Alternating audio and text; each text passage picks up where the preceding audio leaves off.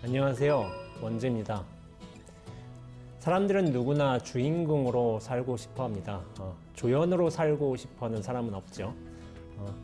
그런데 주인공이 되고자 하는 마음이 나를 더 힘들게 합니다.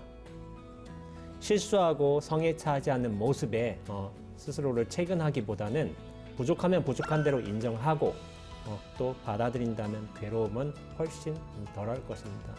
이 시간은 제가 느끼고 경험한 저의 이야기를 들려드리는 자리입니다. 제 이야기를 통해서 주인공이 되고자 하는 마음보다 온전한 나로 살아가는 마음을 더 키우셨으면 좋겠습니다.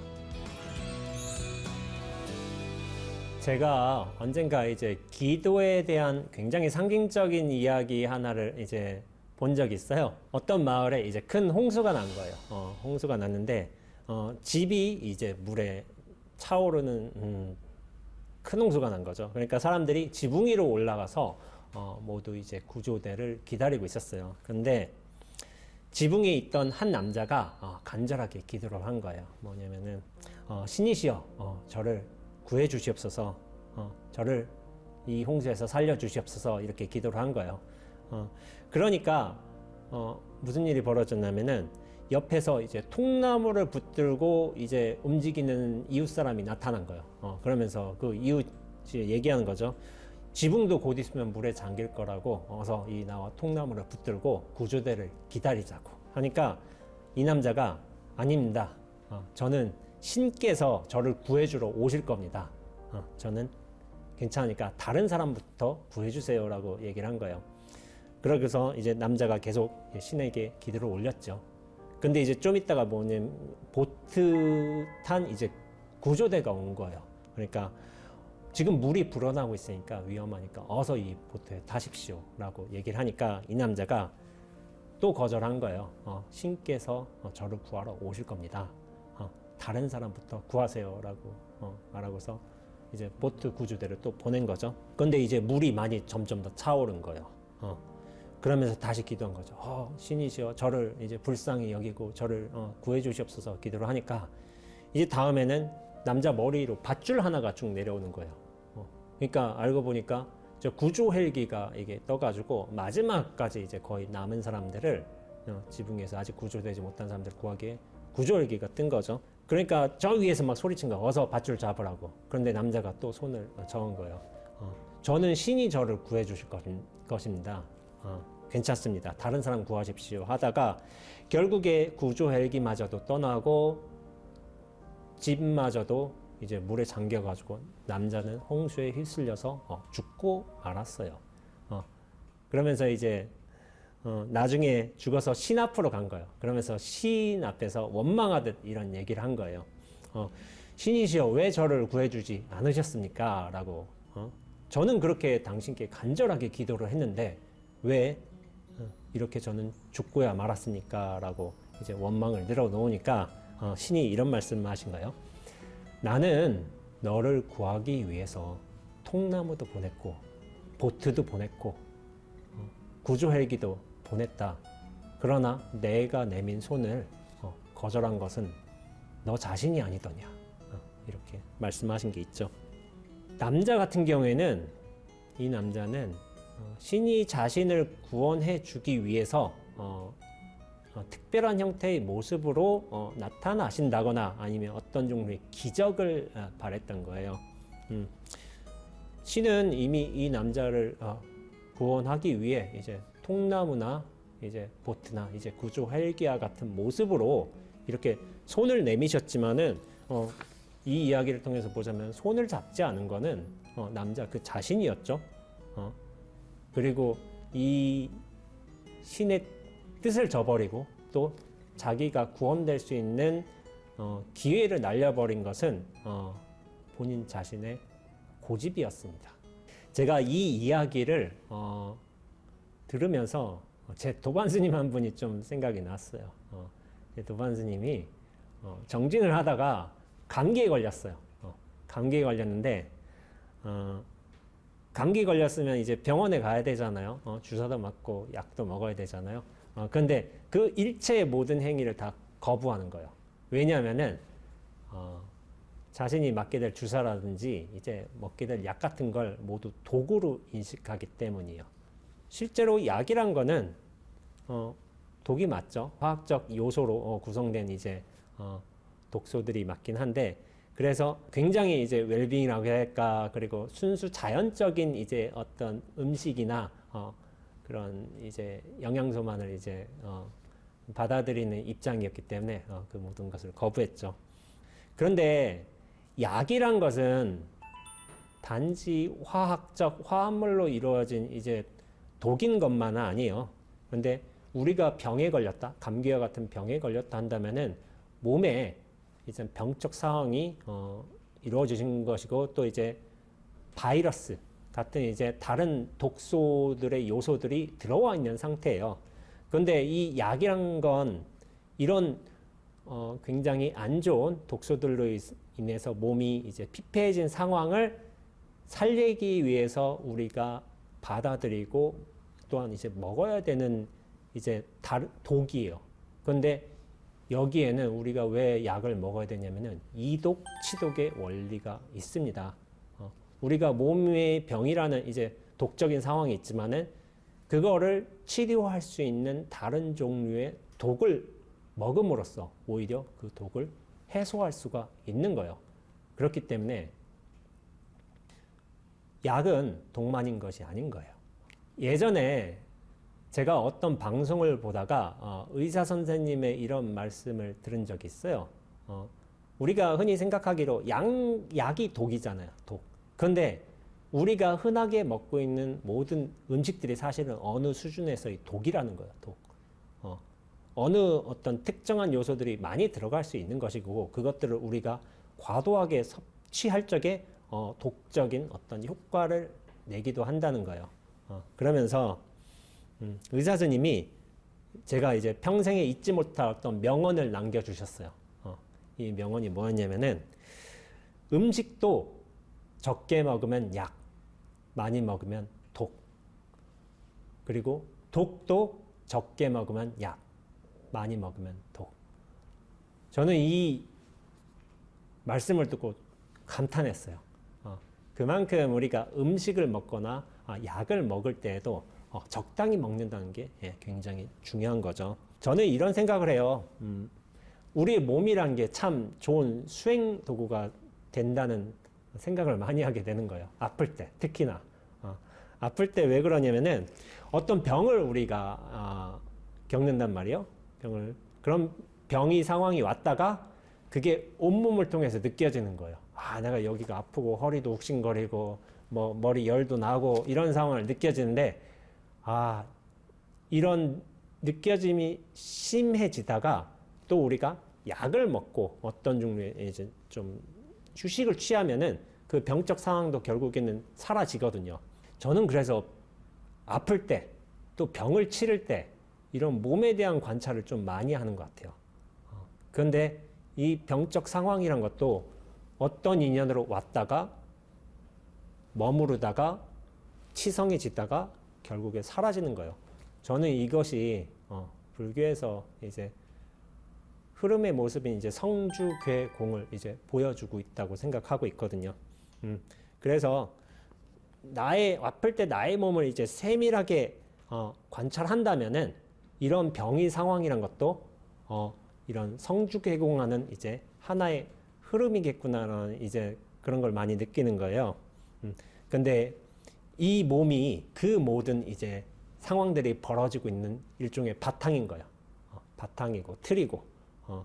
그래서 이 몸을 나라고 꼭 집착하지 말고 이 몸 내 거야라고 집착하지 않는다면은 몸을 통해서 변화하는 일련의 흐름들, 또 병이 이렇게 변화해가는 모습들을 잘 관찰한다면은 어떤 성주괴공이라는 거를 이제 깨달을 수 있는 이제 기회가 되리라고도 생각을 하고 있습니다.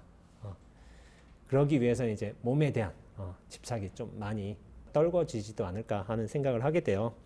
우리가 몸이 아프면은 또 열이 나면은 이제 진통 해열제 같은 것을 먹기도 하죠. 그러면 이제 열이 가라앉고 몸이 아픔이 훨씬 덜해지기도 해요. 근데 이것을 저는 인과라고 불러요. 이제 근데 이제 너무나 단순한 인과죠. 이게 바로 어떻게 보면 약이 기능해주는 이제 이독치독의 어떤 원리예요. 그런데 이제 몸이 어느 정도 나아지면은 더 이상 이제 진통도 없고 열도 없기 때문에 진통 해열제를 먹을 필요도 없죠. 우리 몸을 통해서 고열과 이제 진통이라는 병인 상황도 이렇게 벌어지고 있지만은 약을 먹어 주면서 몸도 변화하잖아. 그러면서 이제 성주개공으로 말했지만 이것도 또한 이제 무상의 진리를 보여주는 좋은 경우라고 생각하고 있습니다. 근데 이제 이 도반스님, 우리 도반스님 감기에 걸렸는데 결국 약도 안 먹고 주사도 안 맞았어요. 그러니까 일주일 내내 고열에 시달렸어요. 고열에 시달렸는데 저희가 이제 대중생활을 하다 보니까 스님이 아파서 따로 방에서 정진을 못하고 쉬기는 했지만은 결국에 공양도 해야 되고 목욕도 해야 되고 그렇게 해야 되잖아요.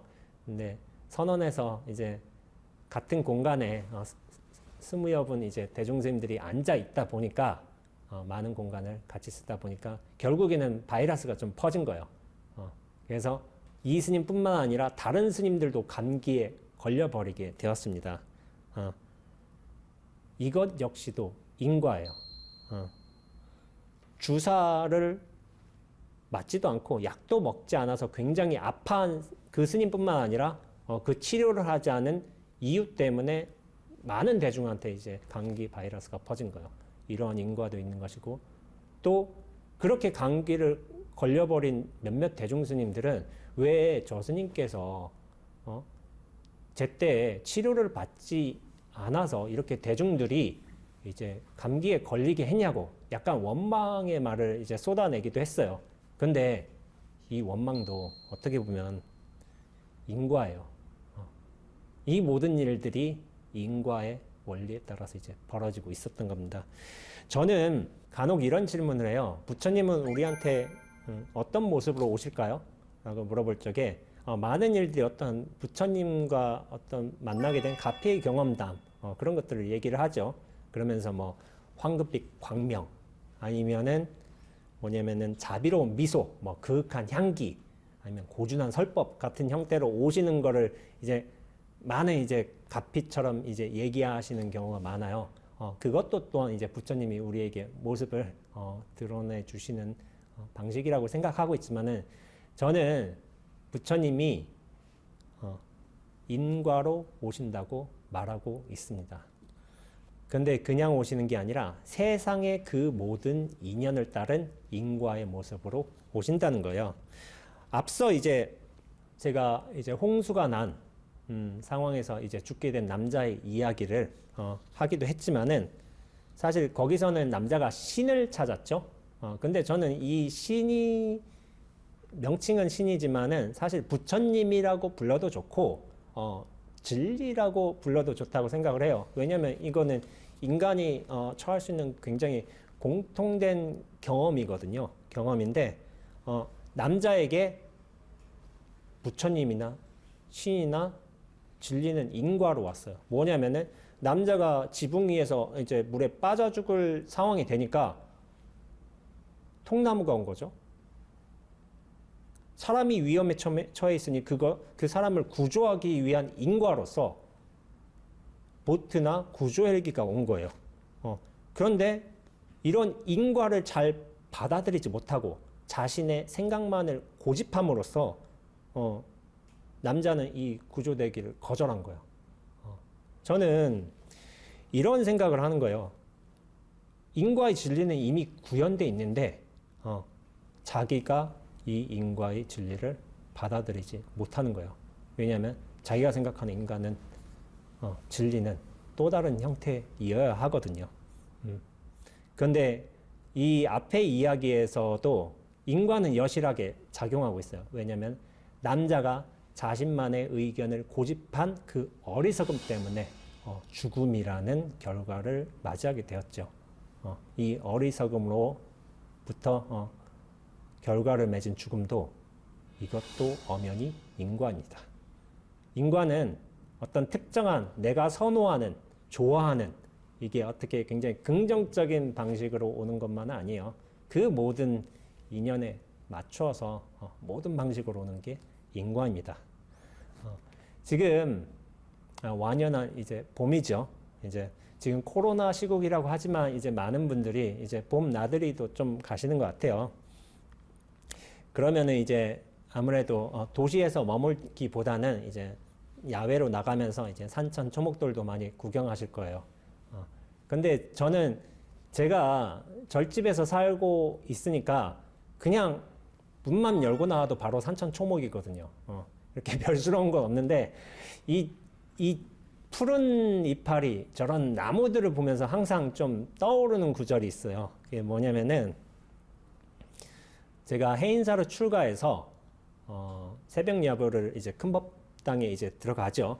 근데 이제 새벽 예배 당시에 어떤 일이 있냐면은 강원의 학인 스님들께서 아침마다 약간 우렁찬 목소리로 이산 해연선사 발언문을 좀 이제 낭송을 하시는 거예요. 이렇게 들고서 낭송하시는데 저는 그 뭐랄까 신심이 넘치던 시기여서 그랬는지 그런 발언문을 듣는 게 너무 좋았더라고요. 좋고 저도 꼭 외우고 이런 어떤 구절들을 저도 반복해서면서 이제 읊조리기도 했는데 그 중에서 이제 제가 인상 깊었던 기절이 모진 질병 돌적에는 약풀되어 치료하고라는 구절이 있어요. 그러니까 저는 이게 되게 인상 깊었어요. 부처님이 약풀로 오신다는 거예요. 질병이 돌적에는 사람들 질병에는 약풀로 오셔서 사람들을 치료한다는 거예요. 그러면은 약풀로만 오시나? 그건 한방에서는 약풀로 오시겠죠. 그런데 양약에서는 아스피린으로 오시는 거잖아요. 어떻게 보면은. 부처님은 진통 해열제로도 오시는 거예요. 약풀로만 오신 게 아니라 우리가 법신불을 얘기할 적에 법신불은 비로자나 부처님이시죠. 비로자나 부처님은 사실 이제 모양이 없으세요. 그러나 이제 비로자나 부처님만 계신 것이 아니라 보신이나 화신이라는 개념도 있죠. 보신은 뭐 석가모니 부처님이 되실 수도 있고 그런데 이제 저는 화신이라는 게 뭐냐면은 세상의 그 모든 인연과 인과를 따라서 나타나시는 부처님이 저는 화신이라고 생각을 하고 있습니다. 앞서 이제 모진질병 돌적에는 인연에 따라서 약풀로도 오시는 게 부처님 거예요. 근데 이 부처님은 약풀이 되기 전에도 이미 오셨잖아요. 인과라는 진리는 우리가 찾아 나서기 전에도 이미 이렇게 약풀로도 뭐 진통 해열제로도 이미 오셨다는 거예요. 우리가 산천 초목을 이제 보게 되면은 그것에 대한 이제 굉장히 이제 마음이 평안해지기도 하잖아요. 녹색 이런 숲들을 보면서 그러면서 평안해지는 그 마음도 어떻게 보면 인과죠. 인과고 또한 우리가 풀 같은 경우에는 이제 우리가 관상할 수 있는 풀도 있지만은 뭐 어떤 풀들은 우리가 먹기도 하고 식재료로 쓰이잖아요. 그런 먹는 인과로도 오신 게 어떻게 보면은 부처님이시죠. 그러니까 부처님은 인과를 따라서 그 모든 모습으로 오신다라고 생각을 한다면은 이미 우리가 살고 있는 이 세상의 그 모든 모습이 사실 부처님이 현현하신 것이라고 생각해도 틀린 말은 아닙니다. 저는 이런 생각을 해요. 비로자나 부처님은 우리가 모양과 형상이 없으시지만은 우리가 일상 경계로서 접하는 그 모든 것들이 그 모든 일들이 사실 부처님의 모습이고 또한 드러남이 아닐까라는 생각을 많이 하는 거예요. 그러면서 심지어는 이제 말씀드렸지만 약 같은 경우도 이거 부처님 아닌가? 라는 생각을 하는 거예요. 저는 늘상 우리가 가까이 접하고 있는 약품이나 어떤 과학기술 혹은 이제 의료기술 같은 경우도 부처님이 이 세상의 그 모습을 드러내시는 다양한 방식 중에 하나로 이제 좀 보고 있습니다.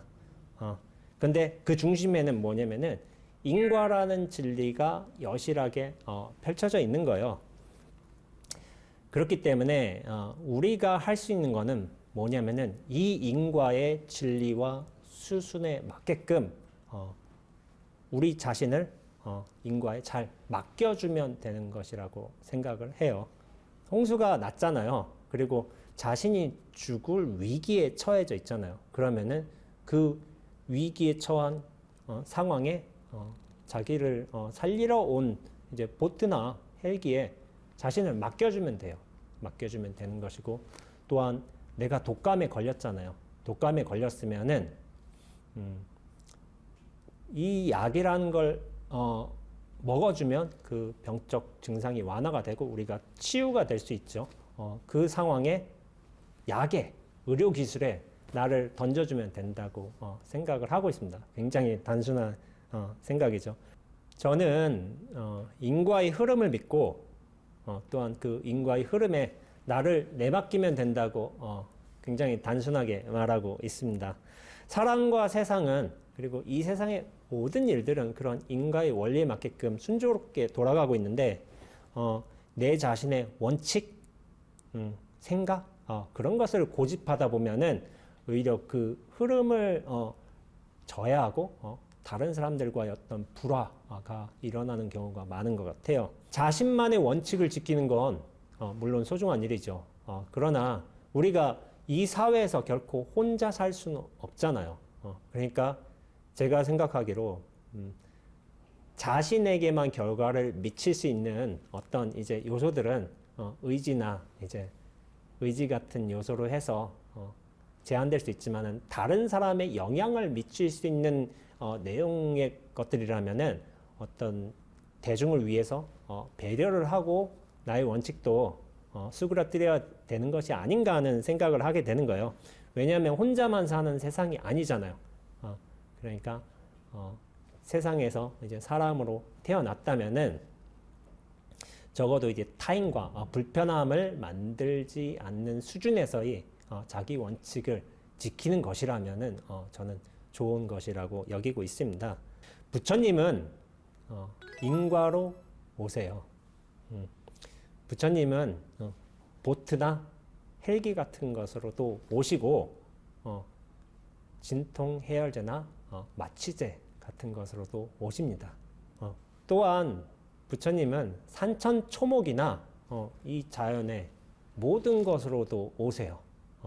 그러면서 우리가 그 부처님을 접하면서 어떤 마음의 평안을 얻기도 하고 양분을 얻기도 하고 어떤 건강해질 수 있는 약품을 만들기도 하는 거죠.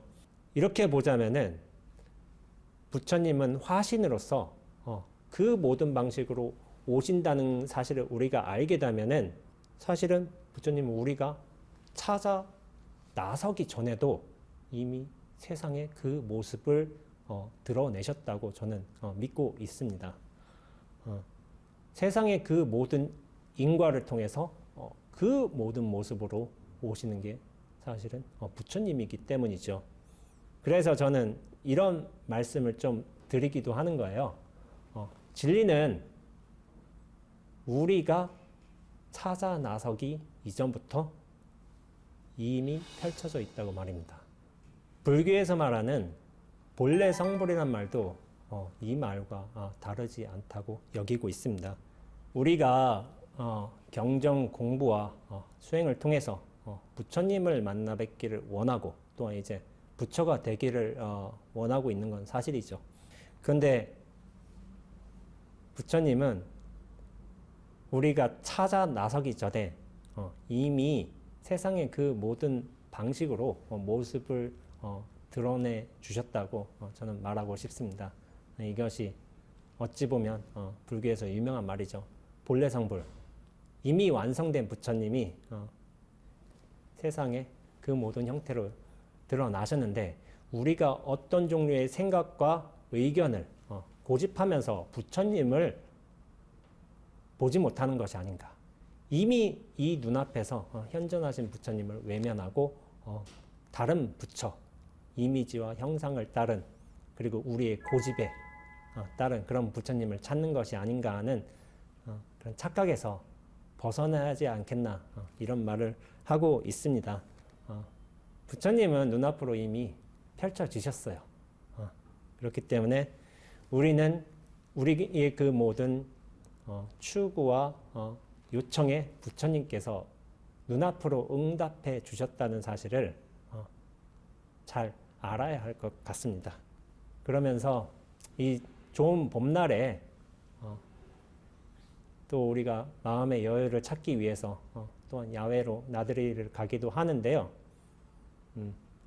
부처님은 진통해열제로도 오시고 뭐 산천초목으로 오시지만은 마스크로도 오시지 않을까요?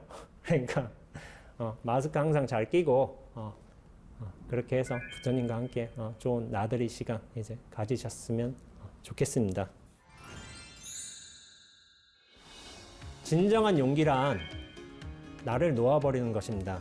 아는 것도 의지할 것도 이제 붙잡을 것도 없을 때 진정한 나로 살아갈 수 있습니다. 온전한 나로 살기 위해 여러분들은 무엇을 버리시겠는가요? 저는 다음 이 시간에 다시 찾아뵙도록 하겠습니다. 그럼 우리 적당히 건강하고 적당히 행복합시다. 원지였습니다.